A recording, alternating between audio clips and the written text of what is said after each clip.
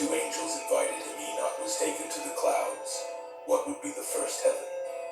As he ascended, he arrived at a very dark place full of prisoners crying out as if they were in pain. These were the angels who had rebelled at the beginning against God, now chained in the second heaven.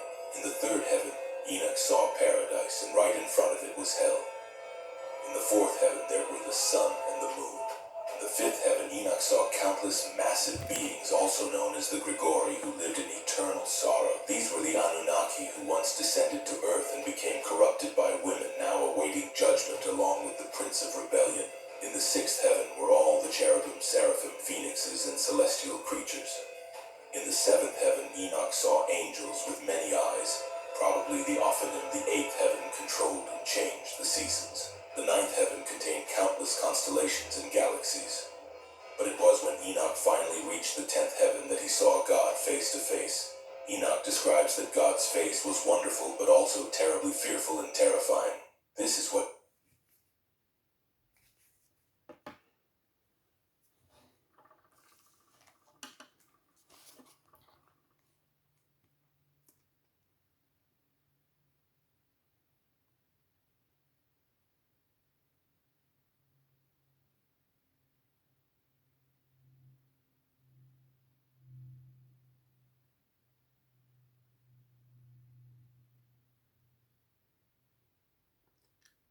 Timothy chapter 1 verse 4.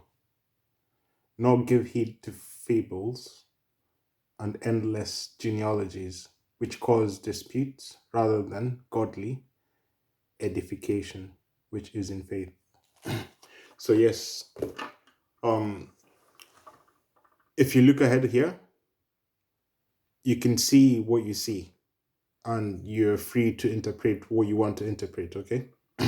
So if you go on my Instagram, you'll be able to see another description derived from the book of Enoch, basically just paraphrasing exactly what the vision was, okay?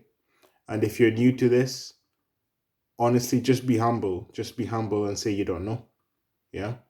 And each one teach one, okay? The information is there. It's all about your own experience and how you view the world, all right? So here, this is a face, okay? This is a man who is mockingly looking up, yeah, with his eyes, yeah, kind of looking up, yeah. You see that there, yeah, and he's got his hands sort of like widespread, yeah, sort of like how Christ was on the cross, okay. So this is a mockery. This is a mockery of Satan trying to, I guess, mock Christ, yeah. This is Satan trying to mock Christ, as in he's in the darkest, deepest depths, yet still he's mocking, okay? He's mocking the one who came to save the world, all right? So in this mockery, he's almost like almost pleading, but not really pleading. He's on his knees right there, okay? And he's almost looking up to say, save me, because I need saving. I deserve saving. But he's not humble enough. That's why he's in the bottom. And if you look up here, that's a pyramid, okay? And this pyramid has two sides. One is completely darkened, and the other one shines light, okay? And there's two angels descending, okay? One is yin, one is yang, okay? The principalities of life, where you get the good and you get the bad, all right? So it's almost like the watchers, where you get the bad watchers and you get the good watchers, okay? And the good watchers will keep a record of everything that's happened, all right? And the bad will also keep a record of what's happened, and they'll bring back false judgment, okay? So we know now that this here is the deceiver, okay?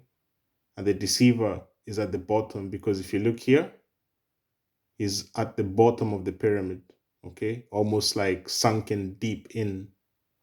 All right. So this is almost like the vision that you get, of what Christ is and what the devil is. Because again, one is good, one is bad, okay? The yin and the yang. And you have to ask yourself, why does this exist? Why did the Lord not just destroy Satan? Okay?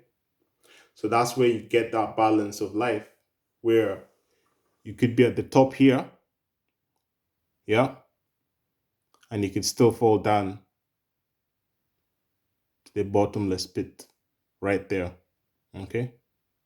So by knowing this, you can now decipher and say, okay, that's the mission of the devil, because now he just wants people to join that entity. Because again, if you look at his face right there, he's almost smirking just to say, like, I've been there before, okay? So I know Wagwan, you know? So he's not remorseful enough to say, right, forgive me, you know? So he wants people not to repent. He wants people not to, I guess, come in terms with their sins. And then if you do that, you descend to the bottomless pit, right? And that's when you meet that smirk in the face, that sort of like welcome to say, I've been waiting, you know what I mean? So that's the devil right there. And if you look up, there's salvation. There's literally rays of light. Yeah.